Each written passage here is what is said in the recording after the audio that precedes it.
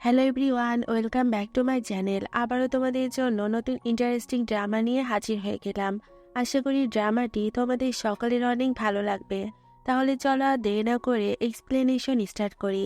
ড্রামার শুরুতে আমরা দেখি এই গল্পের হিরোইন শাওকে। বাইরে থেকে সে একেবারে সাধারণ একটা গরিব মেয়ে, কিন্তু তার মাথার ভেতরে চলছিল অন্যরকম একটা প্ল্যান। সে নিজের ফ্রেন্ডের কাছ থেকে হেল্প নিয়েছিল ইউজিনকে পটানোর জন্য। আর ইউজিনই হলো এই গল্পের হিরো। কিন্তু কেন সে ইউজিনকে পটাতে চায়? কারণ শাও প্রেম করতে চায়নি, সে কারো কাছ থেকে রিভেঞ্জ নিতে চেয়েছিল। আর সেই রিভেঞ্জ নেওয়ার জন্য দরকার ইউজিনের পাওয়ার। এই কারণেই সে ইচ্ছাকৃতভাবে একটু আলাদা ধরনের পোশাক পরে ক্লাবে এসেছে। সে সোজা ইউজিনের কাছে আসে। বাস্তবে সে গরিব, কিন্তু ইউজিনের সামনে সে একেবারে ইনোসেন্ট মেয়ের অ্যাক্টিং করে। ইউজিন ছিল খুবই ঠান্ডা মেজাজের ছেলে। তাকে দেখেই শাও বুঝে যায় এই ছেলেকে ইমপ্রেস করা সহজ হবে না। তখন ইউজিন স্টক মার্কেট চেক করছিল। শাও নিজেও স্টক মার্কেটে টাকা হারিয়েছিল, তাই সেই অজুহাতেই সে কথা বলার ট্রাই করে। শুরুর দিকে ইউজিন তাকে একদমই পাত্তা দেয় না, কারণ তার মনে হয়েছিল এই মেয়েটা ইচ্ছে করেই তাকে অ্যাপ্রোচ করছে, হয়তো তার টাকার জন্য, না হয় তার পাওয়ারের জন্য। ঠিক তখনই পরিস্থিতি পাল্টে যায়। শাওয়ের এক্স বয়ফ্রেন্ড তিয়ান হঠাৎ সেখানে চলে আসে। শাও আর তিয়ান 6 মাস রিলেশনশিপে ছিল। তারা একে অপরকে অনেক ভালোবাসত, কিন্তু পরে শাও নিজেই ব্রেকআপ করে দেয়। আজ তিয়ান যখন দেখে শাও ইউজিনের সামনে বসে আছে, এতে সে ভীষণ জেলাস হয়। ইউজিন শাওকে জিজ্ঞেস করে, ওভাবে তাকিয়ে আছো কেন? তুমি কি ওকে চেনো? শাওয়ের তখন মনে হয় ধনী ছেলেরা তাদের গার্লের এক্স বয়ফ্রেন্ড থাকাটা একদম পছন্দ করে না, তাই সে মিথ্যা বলে দেয়, না আমি ওকে চিনি না। ইউজিন তখন চলে যেতে শুরু করে। শাও তার পিছু নেয়। বাইরে গিয়ে ইউজিন আবার জিজ্ঞেস করে, তুমি কি সত্যি তিয়ানকে চেনো না? শাও আবার বলে না। কিন্তু ঠিক তখনই তিয়ান এসে সব ফাঁস করে দেয়। সে বলে, শাও আমার এক্স গার্লফ্রেন্ড, ওর সাথে ফিজিক্যাল হয়ে আমি বোর হয়ে গেছি, তাই তুমি চাইলে ওকে রেখে দিতে পারো। এই কথা শুনে ইউজিন সব বুঝে যায় যে শাও মিথ্যা বলেছে। শাও তাকে অনেক বোঝানোর ট্রাই করে, কিন্তু ইউজিন রাগ করে চলে যায়।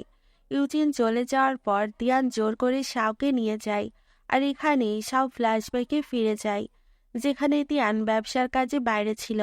তখন তিয়ানের ফিয়ন্সি জিজি জানতে পারে যে শাও তিয়ানকে ডেট করছে। জিজি খুব ক্ষমতাবান মেয়ে ছিল। সে লোক পাঠিয়ে শাওয়ের মায়ের সাথে খারাপ ব্যবহার করায়। এই কথা যখন শাওয়ের বাবা জানতে পারে, তিনি বদলা নিতে যান। কিন্তু জিজি তার পাওয়ার ব্যবহার করে তাকে জেলে পাঠিয়ে দেয়। আর জেলে গিয়ে সে নিজের জীবন নিজেই শেষ করে দেয়। এই সত্যটা তিয়ান জানত না। বর্তমানে ফিরে এসে তিয়ান রাগ করে বলে, আমরা যখন ডেট করতাম তুমি আমাকে ছুঁতেও দাওনি, আর আজ অন্য কেউ তোমার ড্রেস খুলছিল। সব বলে, তাতে তোমার কি?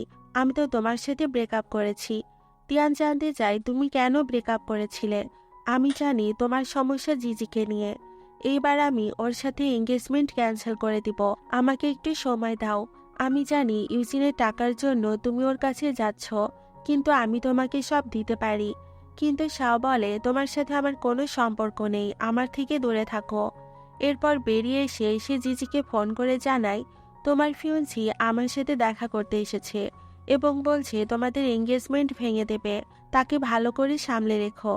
এরপর বাড়ি ফেরার পথে সে তার মায়ের সাথে কথা বলে। তার মা গ্রামে থাকে।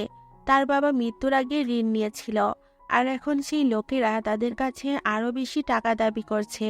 সব প্রতি মাসে কিছু টাকা পাঠায়, কিন্তু তাদের এখন আরো টাকা দরকার। বাড়ি গিয়ে এসে সব কথা তার ফ্রেন্ডকে বলে। আর এখানেই জানা যায় শাও ইচ্ছে করে ইউজিনের ব্রোচ চুরি করেছিল, যাতে সে তার সাথে আবার দেখা করার সুযোগ পায়। পরের দৃশ্যে দেখা যায় ইউজিন তার বন্ধুদের সাথে গেম খেলছে। তখন ওয়েটার এসে জানায়, এক মেয়ে বাইরে দাঁড়িয়ে আছে, আপনার ব্রোচ নাকি তার কাছে রয়েছে। এরপর শাও ভেতরে ঢোকে। সবাই তার দিকে তাকিয়ে ভাবে মেয়েটি অনেক প্রিটি। তখন শাও ইউজিনের কাছে গিয়ে স্বীকার করে, হ্যাঁ, তিয়ানের সাথে আমার রিলেশন ছিল, কিন্তু আমাদের মাঝে কখনো কিছু হয়নি। তুমি বিশ্বাস না করলে ট্রাই করে দেখতে পারো, এটাই আমার ফার্স্ট টাইম। এই কথা বলে সে জ্যাকেট খুলে দেয়। তখন ইউজিন বলে, মিথ্যুক মেয়েদের আমি একদম পছন্দ করি না, তুমি শুরুতেই মিথ্যা বলেছ। তখন তার বন্ধুরা মজা করে বলে, তুমি না চাইলে আমরা তাকে রেখে দেই। একজন তাকে পুল খেলতে বলে। শাও বলে, আমি পুল খেলতে পারি না। তো খেলা শেখার সময় শাও বাজি ধরে বলে, যদি আমি জিতি তবে ইউজিনের সাথে একা কিছু সময় কাটাতে চাই। তখন সবাই ভাবে সে হারবে, কিন্তু শাও আসলে পুল খেলতে জানতো এবং সে জিতে যায়। শর্ত অনুযায়ী সবাই চলে গেলে সে ব্রোচটা ফেরত দেয় আর বলে, আমি আবারও ফিরে আসার সুযোগ খুঁজে নেব। ইউজিন জিজ্ঞেস করে, তুমি আসলে কি চাও? কিছুক্ষণ ভেবে শাও বলে, আমি তোমাকে লাইক করি। এক্সের সাথে অনেক আগেই ব্রেকআপ করেছি। আমি তোমাকে অ্যাডমায়ার করি। ইউজিন তার কথা বিশ্বাস করে না। সে তাকে অপমান করে বলে, তুমি হয়তো নিজেকে এভাবেই সেল করো।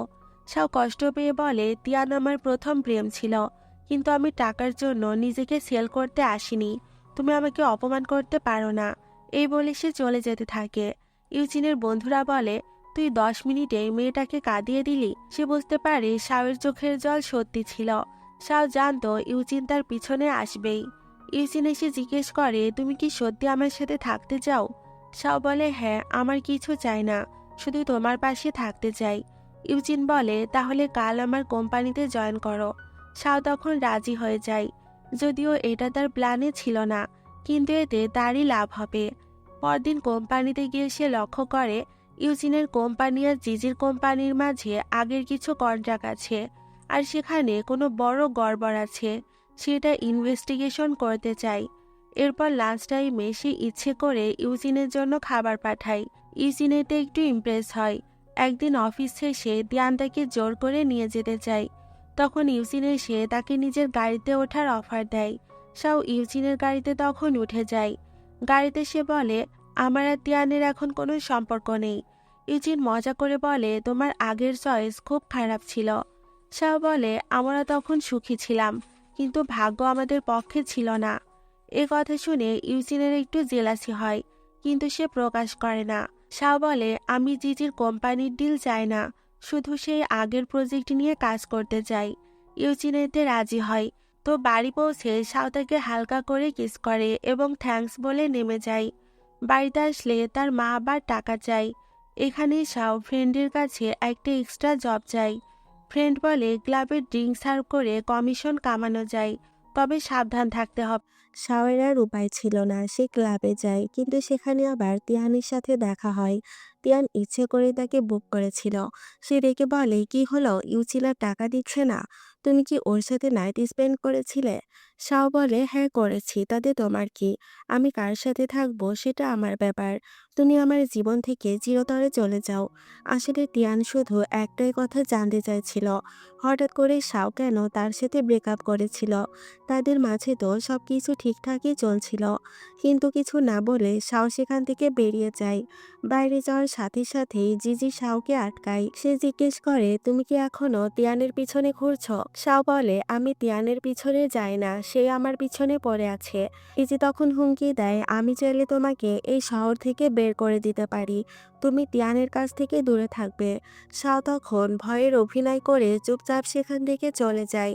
পরের দিন অফিসে শাও যখন প্রজেক্টের ডিটেল জানতে চায়, তখন অফিস গার্ল তাকে সেটা দিতে অস্বীকার করে। শাও বলে, তুমি কি আমাকে ফ্রড ভাবছো? আমাকে তুমি অপমান করছো? সাথে আর কিছু মেয়েও যারা শাওকে হিংসা করত, তারা বলতে থাকে, তুমি ইন্টারভিউ ছাড়াই কোম্পানিতে জয়েন করেছো। ঠিক তখন ইউজিন সেখানে চলে আসে। পুরনো স্টাফরা ভেবেছিল ইউজিন তাদেরকে সাপোর্ট করবে, কিন্তু উল্টো ইউজিন শাওয়ের পক্ষ নিয়ে তাদেরকে বকা দেয় আর বলে, তোমরা কিভাবে তাকে অপমান করার সাহস পাও? এরপর সে শাওকে নিজের অফিসে নিয়ে যায় এবং রাগ করে বলে, তুমি নিজেকে প্রোটেক্ট পর্যন্ত করতে পারো না। শাও তখন ইচ্ছে করে তাকে মেডিসিন লাগানোর সুযোগ দেয়, যেন তাদের মাঝে ইমোশনাল কানেকশন তৈরি হয়। তারপর সে অনুরোধ করে, জিজির প্রজেক্টে সিরিয়াসলি আমাকে কাজ করতে দাও। আমি কোনো বার্থডে অ্যাটেনশন চাই না, শুধু জিজিকে একটু কষ্ট দিতে চাই। ইউজিন এতে রাজি হয়। এরপর শাও সত্যি প্রজেক্টের কাজ শুরু করে এবং তথ্য জোগাড় করতে থাকে। এজন্য তাকে ওভার টাইমও করতে হয়। একদিন ইউজিন অফিস থেকে বেরিয়ে গেলে তিয়ান আবার শাওকে বিরক্ত করতে আসে। যতই শাও তাকে এড়াতে চায়, সে ছাড়ে না। ওদিকে ইউজিন শাওকে মিস করছিল। সে ডিনার নিয়ে অফিসে ফিরে আসে। সেখানে দেখে তিয়ান শাওকে বিরক্ত করছে। সে তখন রেগে গিয়ে তিয়ানকে মারধর করতে যায়। শাও তখন তাকে থামায়। সে চায়নি ইউজিন জেলে যাক। এরপর ইউজিন শাওকে সেখান থেকে নিয়ে যায়। শাও তাকে জড়িয়ে ধরে কাঁদতে থাকে এবং সাহায্যের জন্য ধন্যবাদ দেয়। ইউজিন তখন তার অবস্থা দেখে ইমোশনাল হয়ে পড়ে। সে শাওকে তার বাড়িতে নিয়ে যায় এবং তাকে তার প্রিয় টেডি বিয়ার দেয়। ভেতরে গিয়ে ইউজিন বলে, তুমি প্রতি মাসে বেতন পাবে, তোমার অফিসে আসার দরকার নেই। শাও বলে, আমি তো নিজেকে বিক্রি করব না, আমি মেধার ভিত্তিতে কাজ করতে চাই। যদি আমার কোনো ভুল না থাকে তাহলে আমাকে চাকরি থেকে বের করো না। ইউজিন জিজ্ঞেস করে, তুমি কি সত্যি আমাকে লাইক করে আমার সাথে থাকার জন্য এইসব করছো? শাও বলে, হ্যাঁ। তখন ইউজিন জানায়, আমার ফিয়ন্সি আছে। এ কথা শুনে শাও বলে, আমি কারো সংসার ভাঙতে চাই না, তাই তুমি যেতে পারো। তাদের সম্পর্ক ভাঙলেও শাও কোম্পানিতে যাওয়া বন্ধ করে না, কারণ যে কোম্পানির তথ্য সে শুধু এখান থেকেই পাবে। পরের দিন অ্যানি আসে, যে ইউজিনের ফিয়ন্সি ছিল। সে সব কর্মচারীর জন্য প্রেস্টি নিয়ে এসেছিল। সে ধনী পরিবারের মেয়ে। শাও বুঝতে পারে এটাই অ্যানি। অ্যানি আর ইউজিন দুজনেই জানতো তারা একে অপরকে ভালোবাসে না। পরিবার থেকে এঙ্গেজমেন্টটা ঠিক করেছিল। এরপর পরিবারের সাথে তারা দুজনে দেখা করতে যায়। ইউজিন অ্যানিকে বলে, আমি তোমাকে ছোট বোনের মতো দেখি। পরিবার আমাদের এঙ্গেজমেন্টটা জোর করে করেছে, তাই আমি তোমাকে বিয়ে করতে চাই না। এই সময় সে জানতে পারে শাও রিজাইন করেছে। সে তখন সঙ্গে সঙ্গে কোম্পানিতে ফিরে আসে। এদিকে তিয়ান ইউজিনকে একা দেখে তাকে গাড়ি দিয়ে অ্যাক্সিডেন্ট করানোর ট্রাই করে। ঠিক তখন শাও এসে ইউজিনকে বাঁচায়। তিয়ান তখন গাড়ি থামিয়ে চলে যায়। শাও বলে, আমি এজন্য রিজাইন করেছি, কারণ আমি কারো সংসার ভাঙতে চাই না। তখন ইউজিন তাকে গাড়িতে বসিয়ে বলে, আমি এঙ্গেজমেন্টটা ভেঙে দিয়েছি। শাও জিজ্ঞেস করে, সত্যি? ইউজিন বলে, হ্যাঁ, এটা পারিবারিক সিদ্ধান্ত ছিল। শাও তখন তাকে কিস করে বলে, যদি তোমার জীবনে আর কেউ না থাকে তাহলে আমি তোমার সাথে থাকতে চাই, তবে কখনো থার্ড পার্টি হতে চাই না। তো তারা একসাথে বাড়িতে যায় এবং সেখানে ঘনিষ্ঠ হয়। পরদিন ইউজিন বলে, অফিসে আমাদের সম্পর্কটা প্রকাশ করব না। কিছুদিন পর ইউজিন বিজনেস ট্রিপে যায়। শাও ভাবে সে তার বিশ্বাস জিতেছে, এখন শুধু জিজির বিরুদ্ধে প্রতিশোধ নেওয়ার বাকি। অ্যানি জানতে পারে ইউজিন শাওয়ের বাড়িতে গিয়েছিল। সে তখন রেগে যায় এবং শাওকে শিক্ষা দেওয়ার প্ল্যান করে। শাও মায়ের জন্য টাকার ব্যবস্থা করতে না পেরে তার বন্ধুর কাছ থেকে ধার চায়। তার বন্ধু বলে, ইউজিনের কাছ থেকে ধার নাও। শাও বলে, আমি কাউকে ব্যবহার করব না, শুধু জেজেকে সাহায্য করার জন্য আমি তার পাওয়ার ইউজ করছি। এরপর ইউজিনের বন্ধু তাকে ডাকে। সেখানে অ্যানিও ছিল, আর শাওকে ডাকার আইডিয়াটা তারই ছিল। জিজিও সেখানে আসে। সবাই ধনী এবং একে অপরকে চিনত। তখন জিজি শাওকে খারাপ মেয়ে বলে অপমান করতে থাকে। ইউজিন জানতো না যে কি হচ্ছে। সে এসএমএস পায় যে শাও নাকি তার বন্ধুর জন্মদিন সেলিব্রেট করতে গেছে। সন্দেহ হয় সে ক্লাবে পৌঁছে যায়। ওদিকে অ্যানি আর জিজি এক গুন্ডাকে ডেকে শাওকে ফাঁসানোর প্ল্যান করছিল। ঠিক সময়ে ইউজিন এসে শাওকে বাঁচায়। জিজি বলে, এই মেয়েটাই তিয়ানকে ফাঁসিয়েছে, এখন তোমাকেও ফাঁসাচ্ছে। ইউজিন বলে, আমার এই শাওর ব্যাপারে তোমাদের কিছু বলার অধিকার নেই। যারা এটা করেছে পরে আমি তাদের দেখে নেব। সে শাওকে নিয়ে সেখান থেকে বেরিয়ে যায় এবং তাকে ডক্টরের কাছে নিয়ে যায় চিকিৎসার জন্য। আর সেখানে তার সেক্রেটারি এসে তখন শাও সম্পর্কে সবকিছু জানায়। কিভাবে জিজি শাওয়ের পুরো পরিবারকে ধ্বংস করেছিল এবং কেন শাও তিয়ানের সাথে ব্রেকআপ করার পর ইউজিনের কাছে এসেছিল, সব বিস্তারিত সে বলে। সবকিছু জানার পর ইউজিনের শাওয়ের জন্য অনেক খারাপ লাগে, কিন্তু তার চেয়েও বেশি রাগ হয় এই কারণে যে শাও তাকে ব্যবহার করেছে। শুরু থেকেই সে তার সাথে মিথ্যা বলেছিল। যখন শাওয়ের জ্ঞান ফিরে আসে ইউজিন তাকে জিজ্ঞেস করে, সত্যি বলো, তুমি আমার কাছে কেন এসেছিলে? শাও বুঝতে পারে ইউজিন সব সত্য জেনে গেছে। তবুও সে বলে, আমি তোমাকে পছন্দ করি বলেই তোমার কাছে এসেছিলাম।